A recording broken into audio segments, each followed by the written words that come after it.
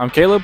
And I'm Logan. We're a Shook's Army, and in this lab, we are going to be decreasing our beam waist diameter to 1/10 of the size that we had in last lab. We're going to be doing this by first expanding our beam expander, and using a spatial filter to clear up some of the high frequency noise. It's going to be necessary because the beam's so much smaller. Let me tell you, we absolutely destroyed this lab. Focal length of the objective lens is 16.5 millimeters. We want the second lens of the beam expander to have a focal length of 165 millimeters in order to get a 10x increase to the beam diameter. The focal length we ended up using was 200 millimeters because the 165 millimeter focal length was not available to us. This leads to a 12.12 magnification. With those calculations, now let's take a look at the setup that we have on the table. Microscope lens, the numerical aperture of 0.25, and this is going to be passing through the spatial filter, a 200 millimeter focal length lens located 200 millimeters away so that it collimates the beam, and then that will pass through our 500 millimeter focal length lens, which can be anywhere because we're in collimated space. To align these, we first dealt with the 500 millimeter. We needed 4 degrees of freedom, tilt, and translation to align it back into the laser cavity. Once that was aligned, we can then move to the 200 millimeter lens, putting this in. When it's close up, we will use XY translation to align it with the laser cavity and then move it back farther away and using tilt to align it in. We will repeat this with the microscope objective. So why was it so hard to align the microscope objective? Oh, well, it was a lot harder because I didn't have tilt adjustments like I did on these kinematic stages, and it was really close to the laser cavity, and so I had to wiggle the stage back and forth in order to get the back reflections to propagate into the laser cavity, and then use height adjustments as well. So you can see that now that our microscope objective is aligned, we have the beam propagating through here, but it is a very dirty beam. And so we're going to use a spatial filter to filter out the high frequency noise.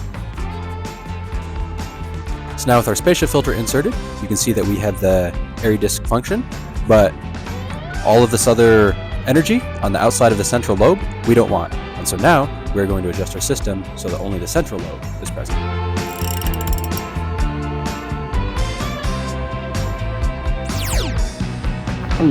We want our collimated beam, so we want our fringes to be in line with this center line right here. As you can see, that's how they are right now.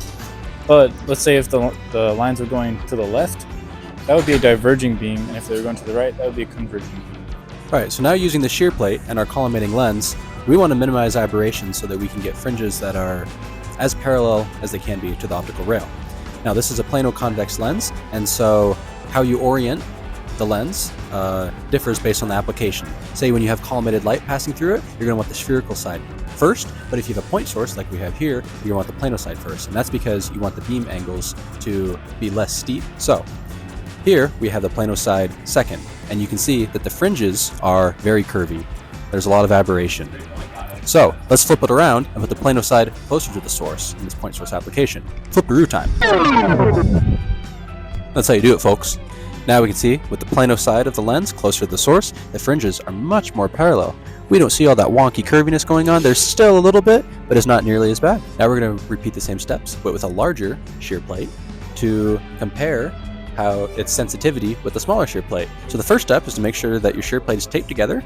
Tape is a very important part of a shear plate, and then we will move the collimating lens back and forth to see when the fringes are parallel or not. Now which one's more sensitive, Logan? The big one is more sensitive, so I would use it in applications that require higher sensitivities.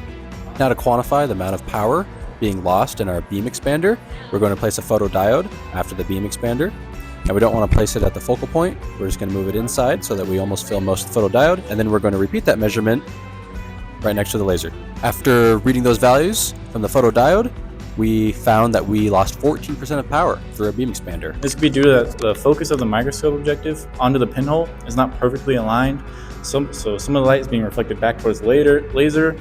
There's also some light that's being reflected off lenses and stuff. Now that we have this beam expansion, we need to profile the new beam.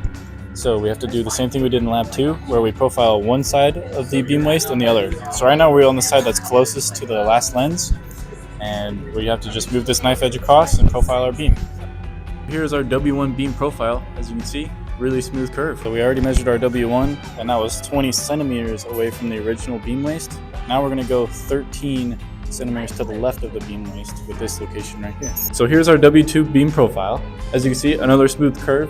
And the way we do this is we normalize our power readings, and when we look for our 16% and our 84% powers, then we subtract the two, multiply by 2, and then we get our W2 beam waist, which is 2.4 millimeters, and then W1 also had the same thing.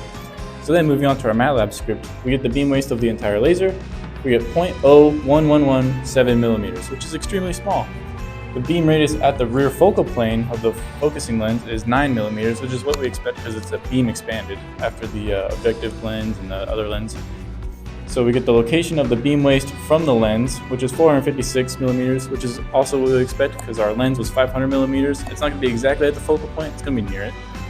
And the size ratio compared to Lab 2, we get 0.05, which is about 5% or a 20th of what we got, which is extremely small and is close to what we expect, which is a 12th.